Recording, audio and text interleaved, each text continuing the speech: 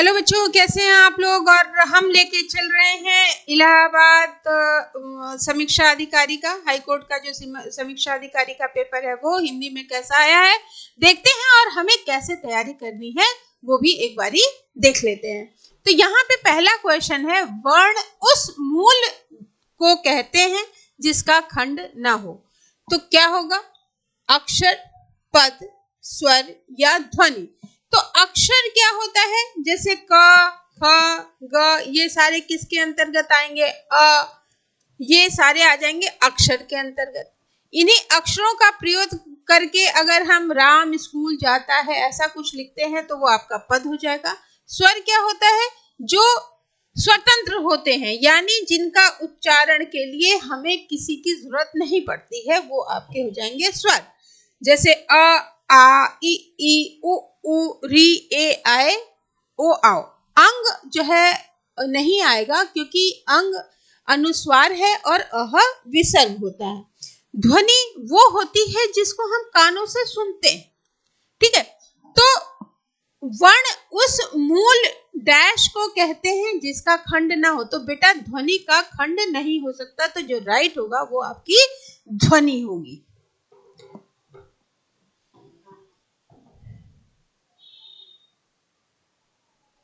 फिर नेक्स्ट है, आत्मोत्सर्ग में प्रयुक्त संधि है गुण, वृद्धि, दीर्घ या यण। तो जैसा कि आपको पता होगा कि जो गुण संधि होती है उसमें दो अलग अलग स्वर मिलेंगे और तीसरा बन जाएगा। वृद्धि में क्या होगी? मात्राएं बढ़ जाती हैं। दीर्घ में क्या हो जाएगा? बड़ा हो जाएगा। जैसे अ और अ मिलेंगे तो आ हो जाएगा, ई और ई मिलेंगे तो बड़ी हो जाएगा, उ और उ मिलेंगे तो बड़ा उ मिलेगा। यण में क्या हो जाता है कि दो स्वर अलग अलग स्वर मिलेंगे तो य, या, वा, यू, वी ये सब बनेंगे, ठीक है। तो अब ये कह रहे हैं आत्मोत्सर्ग। अब अगर हम इसका विच्छेद करें तो अब संधि में क्या है कि दो जो शब्द होने चाहिए वो सार्थक होने चाहिए। तो आत्म प्लस अगर हम उत्सर्ग करें तो हो जाएगा कि नहीं? अब यहाँ पे क्या है, क्योंकि हलंत नहीं लगा है तो यहाँ पे क्या आ जाएगा? बिल्कुल सही, क्योंकि जितने भी व्यंजन होते हैं वो बिना स्वरों के नहीं बोले जा सकते हैं, तब ऐसे आपको देखने को मिलेगा। तो यहाँ पे क्या है? यहाँ पे हलंत नहीं लगा है, इसका मतलब ये है कि यहाँ ये अ प्लस है। तो आत्म प्लस उत्सर्ग, अ प्लस उ अगर मिलेंगे, अ प्लस उ बराबर क्या हो जाएगा? अ प्लस उ मिल रहे हैं तो नियम क्या कहता है कि ओ बन जाएगा। क्लियर हो गया? तो यहाँ पे हो क्या रहा है? आत्म प्लस हम ये उतार देंगे और यहाँ पे हम ये ओ ले लेंगे। अब क्योंकि पहला वर्ण है नहीं तो ये मात्रा ही तो लगेगी, यहाँ पे लगेगी कि नहीं लगेगी? लगेगी। तो ये क्या हो जाएगा? आत्मोत्सर्ग। और ये अ प्लस उ बराबर ओ किस संधि में बनता है? तो ये विशेषता है बेटा गुण संधि की, ठीक है। तो आत्मोत्सर्ग गुण संधि की विशेषता है और ये जो प्रयुक्त संधि है वो गुण होगी। अब गुण संधि में क्या होता है? एक साइड अ या आ रहेगा, यानी पहली साइड अ या आ रहेगा, उसके साथ प्लस अगर ई हो रहा है तो क्या हो जाएगा? ए हो जाएगा। अगर अ या आ के साथ प्लस होगा उ, छोटा उ भी हो सकता है, बड़ा उ भी हो सकता है, तो क्या हो जाएगा? ओ हो जाएगा।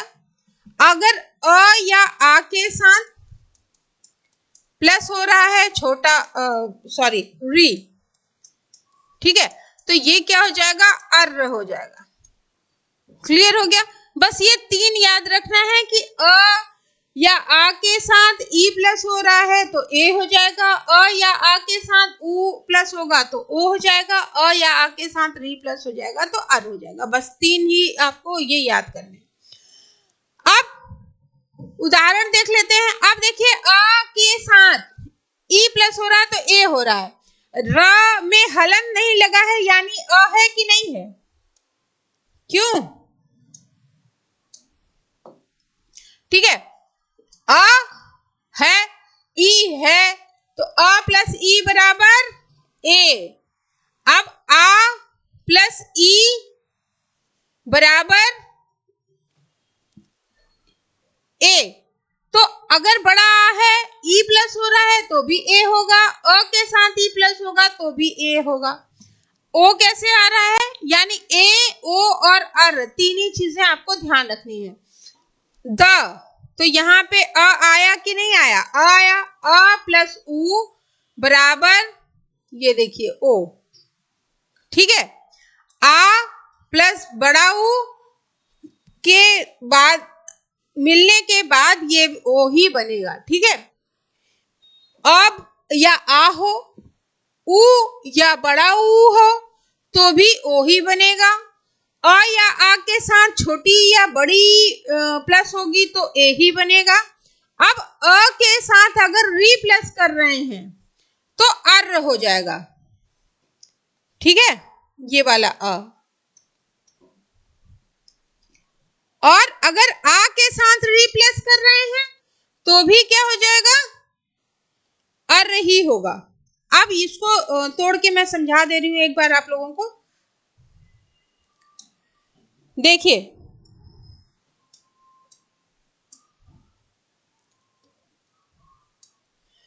अब सप्त,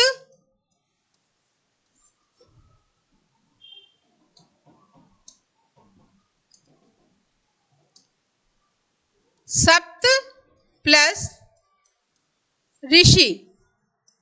ठीक है, अब यहाँ पे क्या हो रहा है? तो क्योंकि हलन नहीं है तो यहाँ पे अ होगा कि नहीं होगा? अ होगा। आ प्लस री बराबर क्या हमने बताया? अर बताया। ठीक है, अब ये आ कैसे रहा है ये देख लीजिए। सप्तर्षि,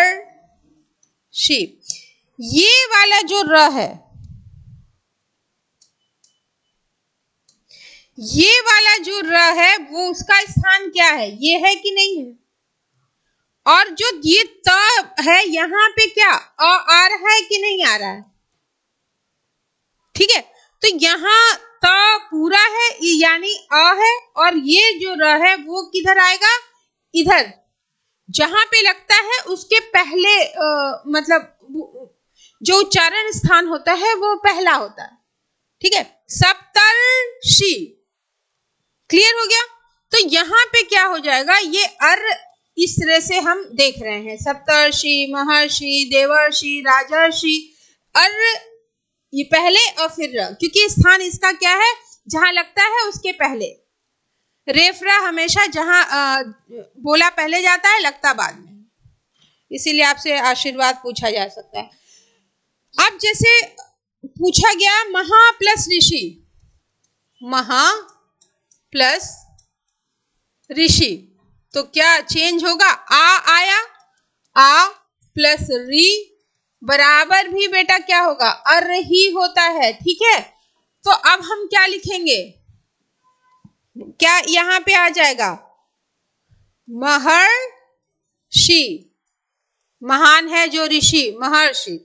ठीक है, बस इतनी चीजें याद रखिए, फिर यण संधि में कहीं से भी कुछ भी पूछे आपको टेंशन नहीं होगी।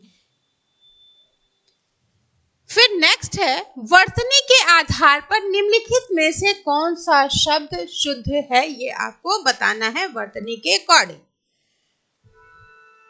ऑप्शन में है ललायित, पौर्विक, लब्ध प्रतिष्ठित या दायित्व। तो जो ऑप्शन सही है वो है पौर्विक। क्लियर हो गया? ललायित नहीं होता है, लालायित होता है। लब्ध प्रतिष्ठ होता है, प्रतिष्ठित नहीं होता है। यानी हम कैसे लिखेंगे? लब्ध तीष्ठ ये लिखेंगे, ठीक है, ये सही होगा, ये मात्रा और ये त नहीं होगा। अब दायित्व होता है, दायित्व नहीं होता है, तो दायित्व य होना चाहिए, य में छोटी की मात्रा होनी चाहिए। क्लियर हो गया? तो जो राइट आंसर है वो आपका पौर्विक। फिर निम्नलिखित में तत्सम शब्द है। तत्सम यानी संस्कृत से जैसे थे वैसे उठा लिए गए। तत्भव यानी संस्कृत का बिगड़ा हुआ रूप, जैसे बोलते बोलते चेंज हो गया। तो यहाँ पे अगर हम देखें तो तत्सम जो है वो क्या होगा? सांझ होगा, कारवेल होगा, जेठ होगा कि सूत होगा।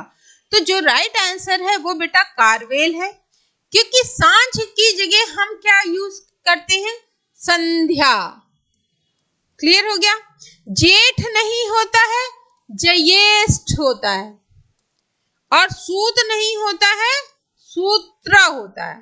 ठीक, ये जो है ये आपके क्या है? तत्सम शब्द हैं। बाकी ये जो है ये तत्भव है। अब कारवेल का जो तत्भव होगा वो होगा करेला। करेला को क्या बोलते हैं? तत्सम कारवेल।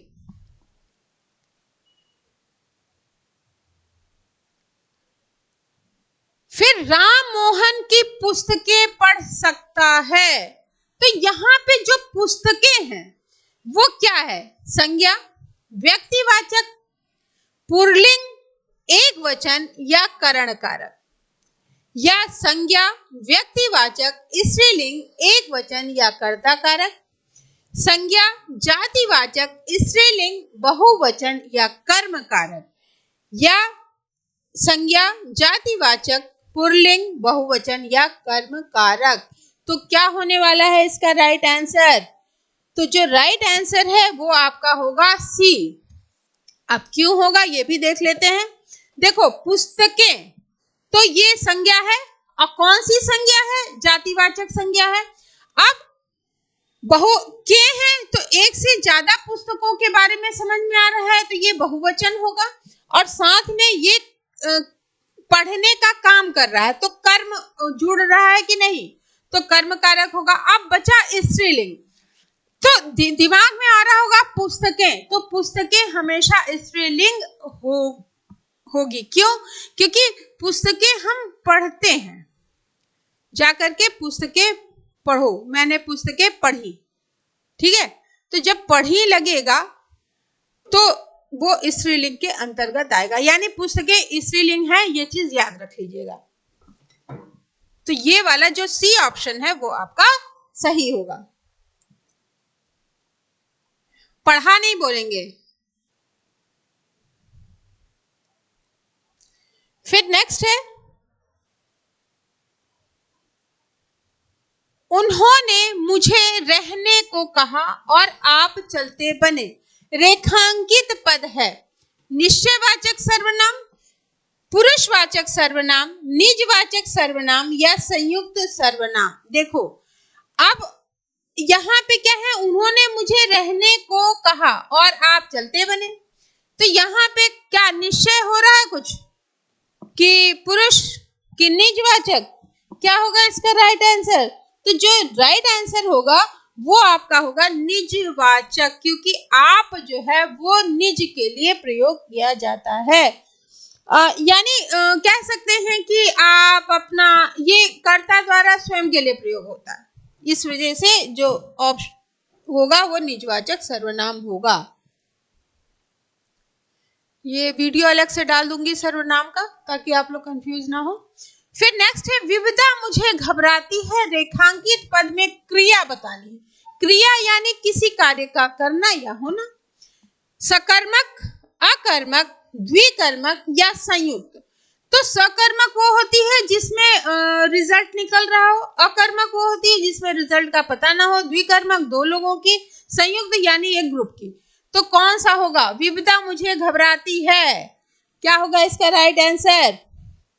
तो यहाँ पे आपकी जो होगी घबराती वो होगी सकर्मक, ठीक है। सकर्मक, क्योंकि ये विविधता जैसी आएगी तो आपके अंदर एक कौतूहल मचेगा, घबराहट आ जाएगी। घबराहट में आपको समझ में आ रहा होगा कि क्या होने वाला है। यानी जिसके साथ कर्म की संभावना हो वो सकर्मक होगी, और यहाँ पे कर्म की संभावना दिख रही है।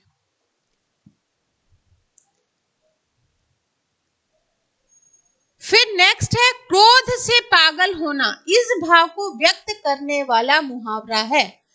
जहर उगलना, पहाड़ टूट पड़ना, धज्जियां उड़ाना या जल भूनकर खाक होना। तो क्रोध से पागल होना जो है वो जल भूनकर खाक होने के लिए प्रयुक्त होता है।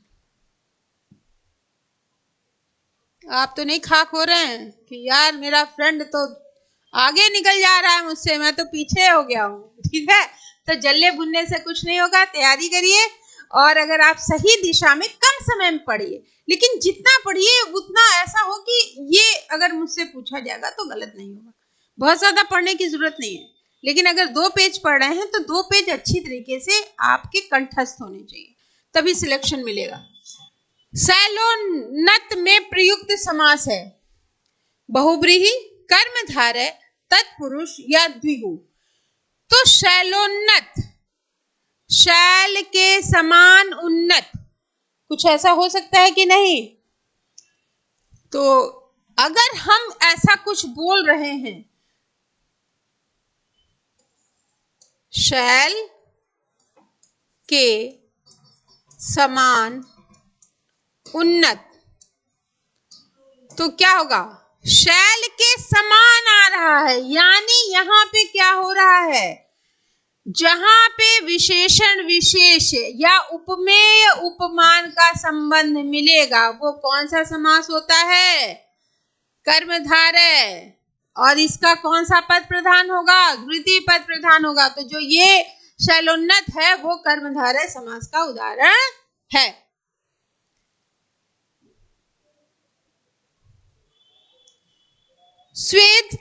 स्वेदज के लिए वाक्य खंड है। स्वेद की ओर जाने वाला, स्वेद पर जीतने वाला, स्वेद में रहने वाला, यह स्वेद से उत्पन्न होने वाला।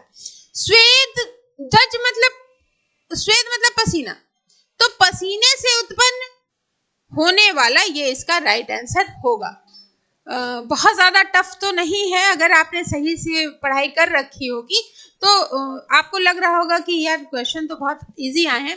बस ऐसे ही क्वेश्चन बेटा पूछे जाते हैं, बहुत ज्यादा टफ नहीं होता है। और जितनी बड़ी पोस्ट पे आप जाने की तैयारी कर रहे हो वो उतना ही इजी है, इसलिए प्रयास करिए कि बड़े को पकड़ने की कोशिश करिए, छोटा तो अपने आप ही मिल जाएगा। आज के लिए इतना ही, थैंक यू।